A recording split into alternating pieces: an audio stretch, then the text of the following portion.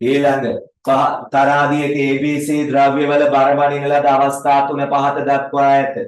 ඒ අනුව ABC ද්‍රව්‍ය තුනෙහි බර විය හැක්කේ. පුතේ මේ මෙතන බිඳුව කියලා හිතා ගන්නකො. සාමාන්‍යයෙන් කට්ටේ හිටින්නොත් ඒක තමයි බිඳුව. කොහොම හිතා ගන්න. මෙතන තමයි බිඳුව කියලා හිතා ගන්න. ඉස්සරලා පළවෙනි තරාදියේ එකක් ගිහිල්ලා ඔයාට පේනවා එකක්.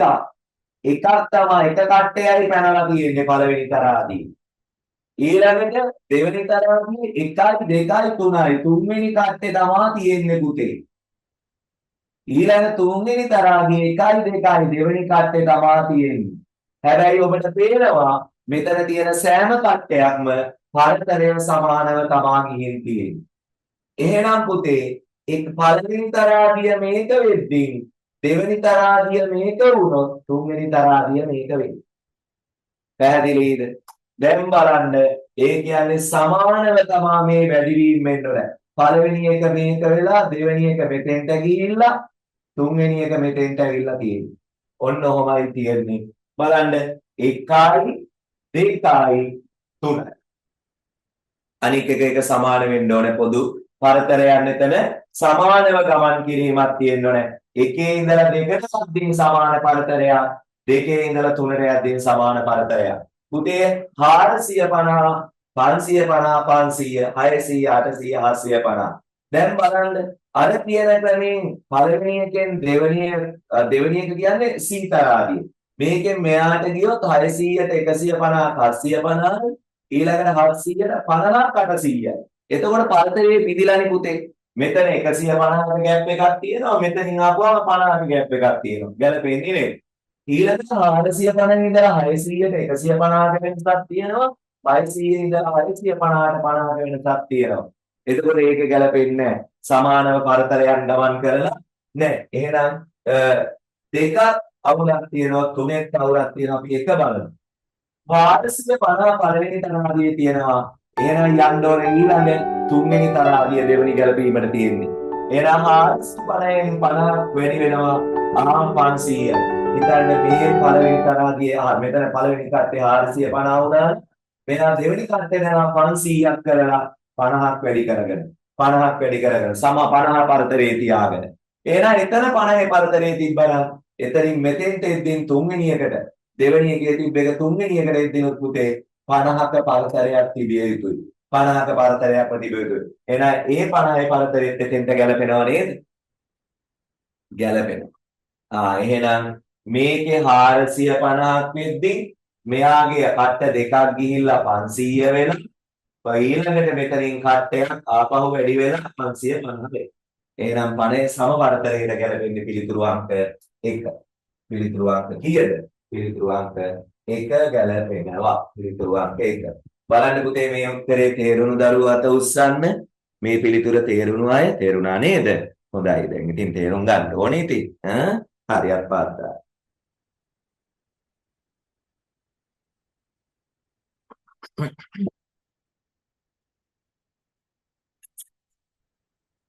හොඳයි. අපි යන් ඊළඟ ප්‍රශ්නෙට පුතාලා මේන් බලන්න. 1 සිට 9 දක්වා අංකයේ දු බර්ම 9කින් ඇති ABC පුවරු දෙකේ රූපයේ පහත දැක්වේ. A පුවරුවේ බල්බයක් දැල්වූ විට ඊට අනුරූපව B රූපයේ B පුවරුවේ පිහිටි බල්බයද. එනම් A පුවරුවේ 1 සමග B පුවරුවේ 6. A පුවරුවේ 2 සමග B පුවරුවේ 5. ඒ කියන්නේ මෙහෙම පුතේ. 1ත් එක්ක 6 2ත් එක්ක 5 ඔන්න ඕක කියන්නේ. ඊළඟට ආදීන් වශයෙන් දැල්වේ. පුවරු දෙකේම සමානාංක සහිත බල්බ දැල්වෙන්නේ ඒ පුවරුවේ කවර බල්බ 4 දැල්වූ විටද? අපි බලන්න ඕන. කවර බල්බ 4 දැල්වූ විටද? දැන් මේක උත්තර කල්පනා කරලා ගන්න. එතකොට ඔයාලට අංගල උත්තරේ ගන්න පුළුවන්. 1 3 6 8. එහෙනම් 1 3 6 8.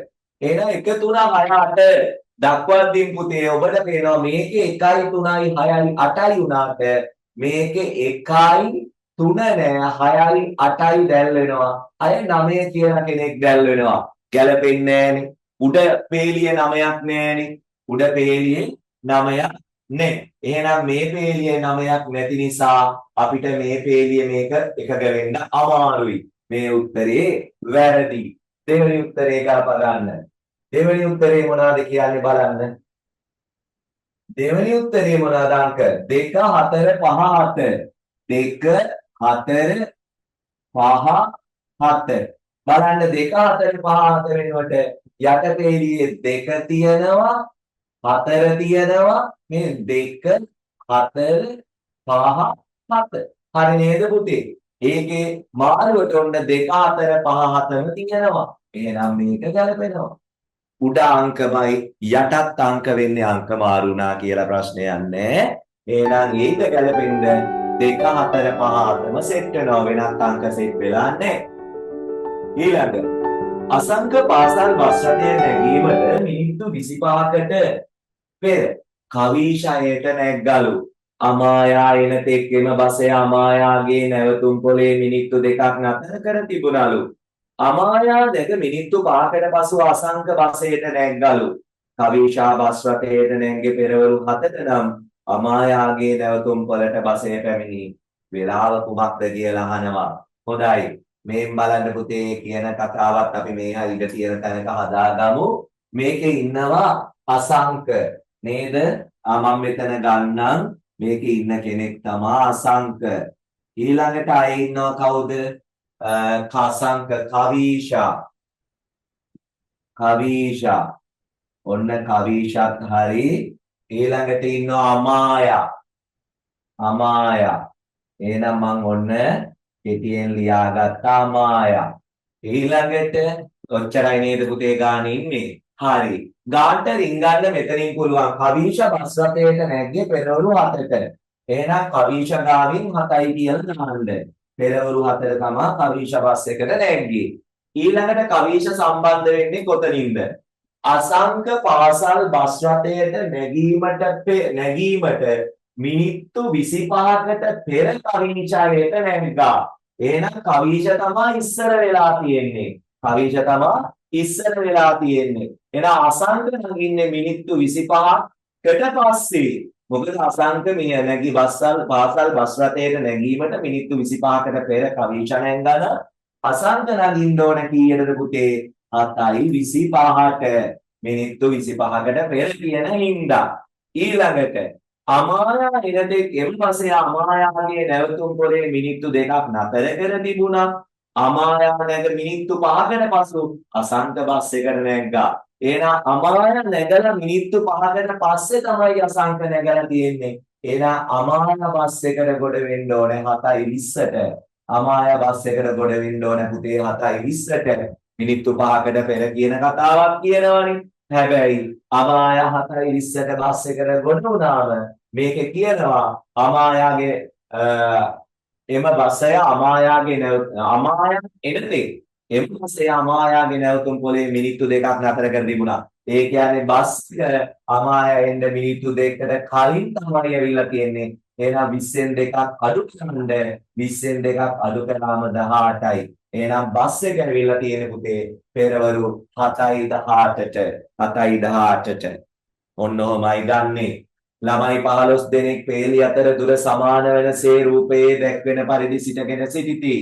තමාට උතුරු හා නැගෙනහිර යන දෙදිශාවෙන්ම අඩුම තරමින් එක් ළමයෙකු බැගින්වත් සිටින ළමයි කී දෙනෙක් මොවුන් අතර සිටීද මේකේ තර්කය තමයි තමාට උතුරෙන් හා නැගෙනහිරින් එක්කෙනෙක්වත් ඉන්න ඕනේ උතුර කියන්නේ පුතේ උඩ නැගෙනහිර කියන්නේ මේ පැත්ත නේද ආයි කියන්නේ දකුණු අත පැත්ත එහෙනම් එක්කෙනෙක් හරි ඉන්න ඕනේ මේ ළමයාට තියෙනවා අවාසියක් ඒ ළමයාට උතුරෙන් කවුරුත් නැහැ නැගෙනහිරින් නැහැ මේ ළමයාට තියෙනවා පුතේ අවාසිය උතුරෙන් නැහැ එහෙනම් මයි පුතාලා මේ පේලියම හරියන්නේ නැහැ ඒ ළමයි කාටවත් උතුරෙන් කවුරුත් නැහැ ඒ වගේම පුතේ මේ පේලිය බලන්න මෙතන ඉන්න ළමයාට නැගෙනහිරෙන් කවුරුත් නැහැ මේ පේලිය හරියන්නේ නැහැ ඒ ළමයින්ට නැගෙනහිර පැත්තෙන් කිසි කෙනෙක් නැහැ හැබැයි ඔබ බලන්න මේ ඉන්න ළමයාට උතුරෙන් ඉන්නවා නැගෙනහිරෙන් ඉන්නවා මෙයාලට එහෙම උතුරට නැගෙනහිරට උතුරට නැගෙනහිරට උතුරට නැගෙනහිරට උතුරට නැගෙනහිරට මේ ළමයි සෙට් එකටම ඉන්නවා 1යි 2යි 3යි 4යි 5යි 6යි 7යි 8යි. එහෙනම් පුතේ උතුරයි නැගෙනහිරයි දෙකම සෙට් වෙන්න ඉන්න ළමයි ගාන කීයද? 8යි. 8යි. ඊළඟ 15 වෙනි ගානට අපි යමු. 15 වෙනි ගාන රූපයේ දැක්වෙන වෘත්ත තුනම එකම තරණයේ වානවා. A සහ B අතර දුරට සමාන වනුයේ කුඩා කොටු කීයක දිගද? පුතේ වෘත්තයේ මැද්ද වාට පේනවා තිතක් තියලා තියෙනවා මෙන්න මෙහෙම. සෑම වෘත්තයක් මැදම මෙන්න මෙහෙම තිතක් තියලා තියෙනවා පුතාලට පේනවා. එතකොට ඔබ බැලුවොත් මේ තිතේ ඉඳලා මේ උඩට නෙමෙයි මේ අතර ගත්තොත් ඔබට පේනවා පැහැදිලිව කොටු දෙකක් නේ තියෙන්නේ. පැහැදිලිව කොටු දෙකක් තියෙනවා. මේකෙනුත් මේ අතර ගත්තොත් තියෙන්නේ කොටු දෙකක්. මේකෙනුත් ඒ අතර ගත්තොත් තියෙන්නේ කොටු දෙකක්. ඉතින් ඔය කොටු දෙකක දුරක් ප්‍රමාණය තමයි වෘත්තය වටේට ඔය ඉන්න කැරකෙන්නේ. එහෙනම් එහෙම කැරකිච්ච එක්තරා අවස්ථාවක මේ මෙතෙන්ට තියෙනවා. ඒ කියන්නේ මේ කොටු දෙකක්. ඊළඟට මෙතනත් මේ කැරකිච්ච ඉර මෙතෙන්ට ඇවිල්ලා තියෙනවා. ඒත් කොටු දෙකක්. නේද? ඒක දෙකෙන් දෙකනේ තියෙන්නේ. එහෙනම් 2යි 2යි 4යි පුතේ. එහෙනම් කීයද එතන හිටින්නේ? 4ක උත්තරාංක 2 4ක. හොඳයි. අපි 16 වෙනි ගාන බලමු. මෙන් බලන්න. සමාන ඍජුකෝණාශ්‍ර තුනක් ඇසුරෙන් ඇඳ ඇති මෙම රූපයේ වටේ දිග එක් ඍජුකෝණාශ්‍රයක වටේ දිග මෙන්. හොඳයි. පුතේ අපිට හොඳටම ගොඩක් ලේසි මේකේ බැලූ බැල්මට පළල වාගේ දෙගුණයක් දිග තියෙනවා. නේද? ඍජුකෝණාශ්‍රය පළල වාගේ දෙගුණයක් දිග තියෙනවා පේනවා. අපි හිතමුකෝ මෙහෙම මේ පළල අතට එක දාමුකෝ. මෙයා එක වුණොත් මෙයා දෙකක් දිගයි. ඒක පැහැදිලිව පේනවා. මෙයා එක නම් මෙයත් එක විය යුතුයි. මෙයත් එක විය යුතුයි මෙයත් එක විය යුතුයි. දිග පැත්තට දෙක නම් මෙයත් දෙක විය යුතුයි දෙක විය යුතුයි. මෙයා එක නම් මේ ඇතුලේ කෙනත් එක විය යුතුයි. ඒ වගේම මේ සම්පූර්ණ පාද දෙක වෙද්දී ඒක හරි නැත්නම් තියෙන හින්දා එක තමයි එතෙන්ටත් මේ දෙක හැදෙන්නේ. නේද? දැන් ඔතන පුතාලා ඔබ මෙහෙම එකට එන්න. ඉස්සලා කුඩා එකක් හොයාගෙන ඉමුකෝ අපි. මම මේ ඍජුකෝණාශ්‍රේ වටේ දිග දන්නම්කෝ. මෙයාගේ වටේ දිග. එහෙනම් අපි මෙයා 2යි කියනවා නම් මේ පැත්තත් 2යි මේ පැත්ත එක නම් මේ පැත්තත් 1යි. එහෙනම් 2යි 2යි 4යි 5යි 6යි. පුංචි ඍජුකෝණාශ්‍රයක වට ප්‍රමාණය වෙනවා කීයක්ද? 6ක්. ඊළඟට ලොකු රූපෙට එන්න. ලොකු රූපෙදී මේ ඇතුලේ ඒවා වැදගත් නැහැ නේ පුතේ. ඇතුලේ ඒවා වැදගත් නැහැ. එහෙනම් පිටේ ඒවා තමයි වැදගත්. එක තියෙනවා. එහෙනම් මේ පාද කැලලක් ඍජුකෝණාශ්‍ර භාගයක් නිසා එයත් 1යි. මෙයා හරි මේ පාදේ හරි මේක හරි මේක හරි මේ කොටසත් පුතේ ඍජුකෝණාශ්‍ර භාගයක් නිසා 1යි. මේක හරි මේක හරි. දැන් ඔය වටේ තියෙන අගයන් ටික එකතු කරන්නකෝ. වටේ තියෙන අගයන් ගත්තොත් 2 4 5 6 7 7යි 2යි 9යි 10යි 11යි 12යි. මුළු රූපේ වටේ දිග වෙනවා කීයක්ද? 12. එහෙනම් අහන්නේ මෙම රූපේ වටේ දිග එක් ඍජුකෝණාශ්‍රයක වටේ දිග මෙන්. එහෙනම් 12 බෙදීම 6. මුළු රූපය 12යි කුඩා එකක් 6යි 12 6න් බෙදපුවාම 2යි. එහෙනම් දෙගුණයයි හරියටම දෙගුණයයි. හරියටම දෙගුණයයි කියන උත්තරේ ඔන්න ඔබ ගත්තා නම් හරි පොඩ අත උස්සන්න බලන්න දෙගුණයයි කියන උත්තරේ ගත්ත දරුවෝ කවුද දෙගුණය කියන උත්තරේ ගත්තේ? හොඳයි පුතේ. හරි. ඊළඟ එකට අපි යමු බලන්න හරි නේද ඒක? අගයන් දාලා අපිට ගන්න පුළුවන්නේ. ඔව්. ඊළඟ රූපෙට එන්න එක්තරා මාසයක 9 13 17 යන දින තුනෙන් දින දෙකක් සෙනසුරාදා සහ ඉරිදා වේ. අනෙක් දිනය කුමන දවසක්ද? බලන්න ටිකක්.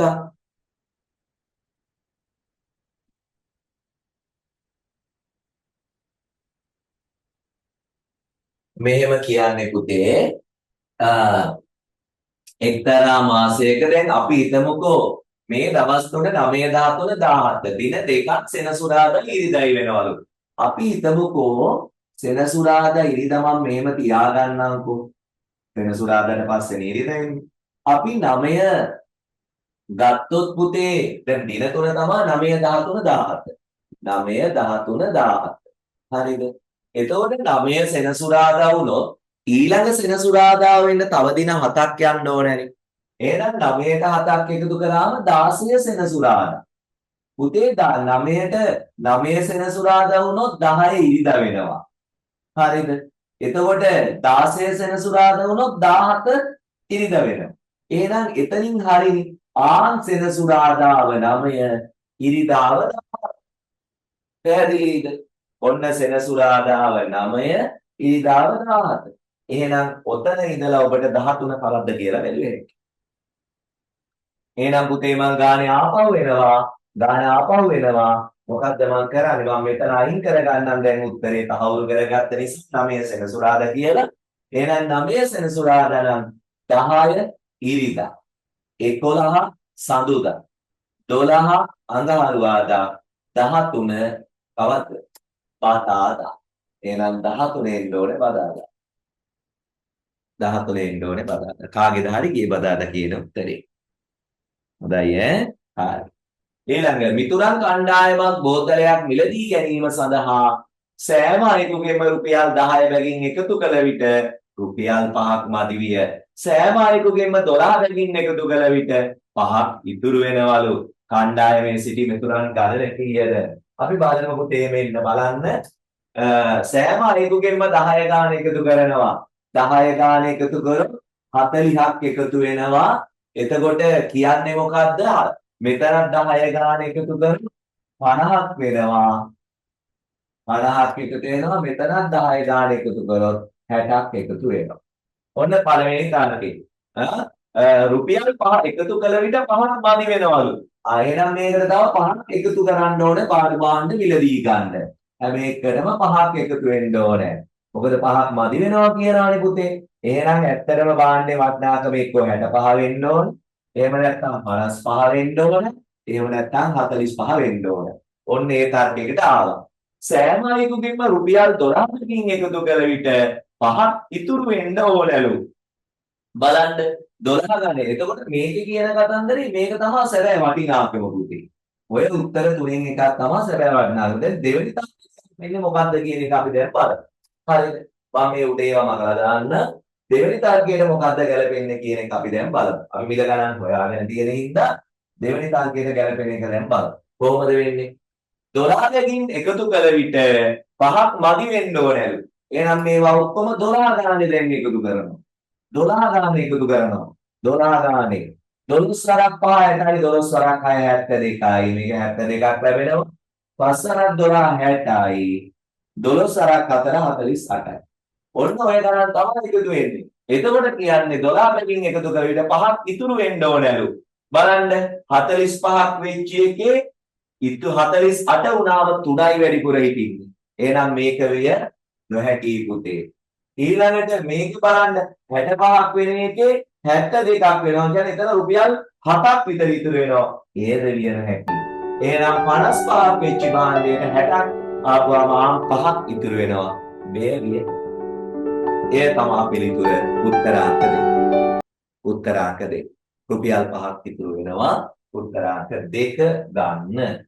ඊළඟ පන්තියක සෑම සිසුවෙකුම සතියේ පාසල පැවැත්වෙන දින 5 අතුරින් එක ළඟ පිහිටි දින 3ක් ක්‍රීඩා පුහුණු වීම් වලට සහභාගී විය යුතුය.